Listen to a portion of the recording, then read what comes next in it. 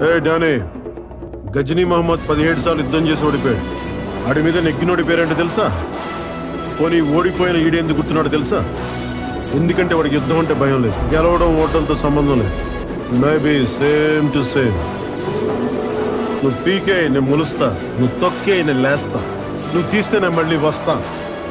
నీ కాపలేని యుద్ధం ఇస్తా. ఇంతింతై వటుడింతై నభో వీధిపై నంతై తోయిద మండలాగ్రమణకంతై వామనవతారాన్ని చూపిస్తుంది జనసేన. కులాల కుళ్ళు కడిగేయడానికి వచ్చాడైనా, మతాలు మొత్తం వదిలించడానికి వచ్చాడైనా, వర్గ వైషమ్యాలను రూపుమాపడానికి వచ్చాడైనా. ఒకవేళ మీ పార్టీ కార్యకర్తలే ఏమైనా మిస్టేక్ చేస్తే మీరు ఎలా రెస్పాన్సిబిలిటీగా ఉంటారు? నాకు తప్పు చేస్తే నన్ను నేనే క్షమించుకోవాలని బయట వాళ్ళని ఎలా క్షమిస్తాను? జగన్ గుర్తు పెట్టుకో, అధాపాతాళానికి తొక్కకపోతే నా పేరు పవన్ కళ్యాణే కాదు, మా పార్టీ జనసేనే కాదు.